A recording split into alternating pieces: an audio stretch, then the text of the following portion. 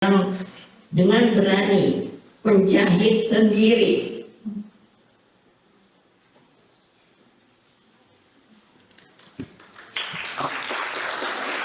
bendera bangsa kami pada saat dikumandangkannya proklamasi kemerdekaan bangsa kami tidak akan pernah utuh tanpa kemerdekaan perempuan. Di Indonesia saja juga banyak lahir dari sejak perjuangan tokoh-tokoh pemimpin perempuan seperti Laksamana Malahayati. Dia itu bukan nama Laksamana, tetapi beliau adalah memang jenderal dari angkatan laut yang disebut Laksamana. Namanya adalah Malahayati. Raden Ajeng Kartini, Cut Nyak Hin, Dewi Sartika, dan banyak lagi. Ibu saya, saya sendiri, Fatmawati Soekarno, adalah seorang pejuang kemerdekaan bangsa Indonesia. Beliaulah tokoh yang dengan berani menjahit sendiri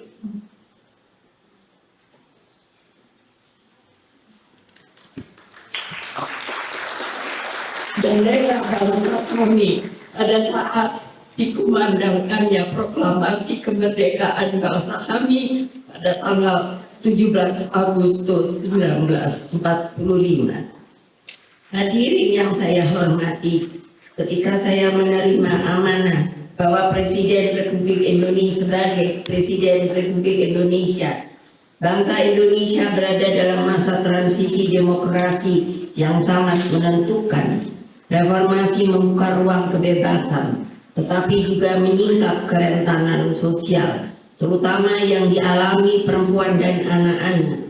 Dalam situasi seperti itu, negara tidak boleh bersikap pasif.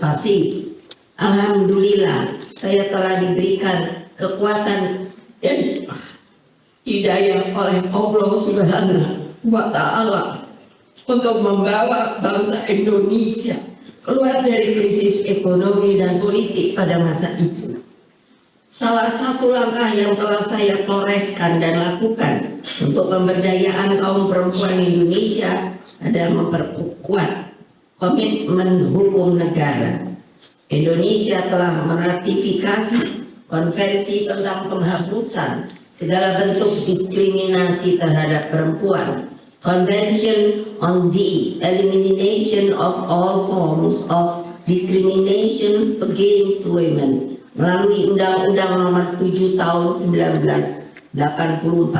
Komitmen internasional ini kami dorong pelaksanaannya melalui kebijakan nasional. Langkah konkret berikutnya adalah pengesahan Undang-Undang Nomor 23 Tahun 2002 tentang perlindungan anak yang menegaskan bahwa anak, termasuk anak perempuan, memiliki hak yang wajib dilindungi oleh negara. Undang-undang ini menjadi fondasi penting karena kerentanan anak seringkali berkaitan langsung dengan posisi perempuan dalam keluarga dan masyarakat.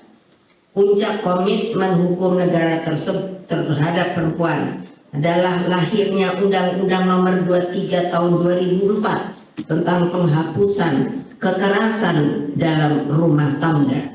Untuk pertama kalinya, negara secara tegas menyatakan bahwa kekerasan dalam rumah tangga bukan urusan pribadi, melainkan pelanggaran hak asasi manusia. Negara hadir untuk melindungi perempuan, bukan untuk berdiam diri atas nama tradisi. Perkembangan hukum tersebut berlanjut hingga hari ini. Lahirnya Undang-Undang Nomor 12 Tahun 2022 tentang tindak pidana kekerasan seksual menunjukkan keseimbangan komitmen negara. Negara tidak hanya menghukum pelaku, tetapi juga menempatkan korban sebagai pusat perlindungan, pemulihan, dan keadilan.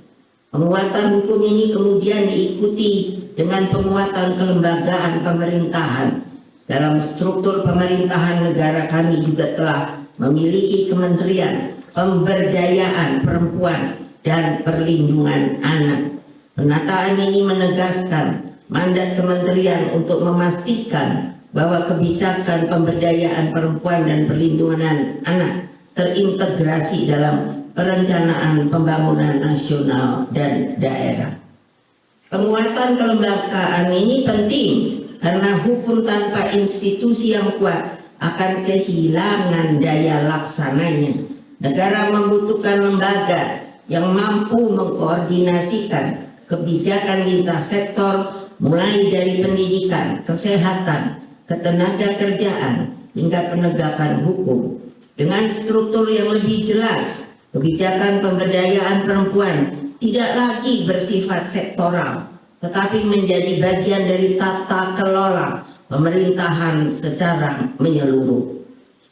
Seluruh kebijakan ini menunjukkan satu hal yang sama, yakni bahwa pemberdayaan perempuan dalam pemerintahan tidak hanya soal keterwakilan jabatan, tetapi keberanian negara untuk melindungi martabat perempuan dalam kehidupan nyata.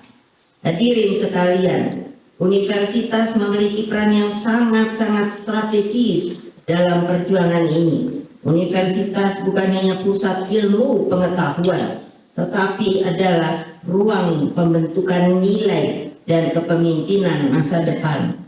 Princess Nora bin Abdurrahman University, saya terbayangkan seperti apa Princess Nora.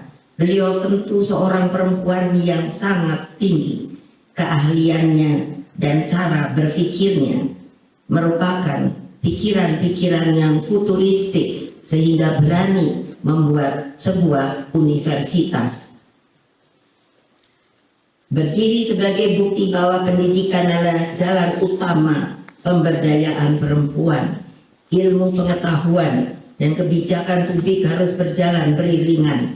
Download Tribun X sekarang, menghadirkan lokal menjadi Indonesia.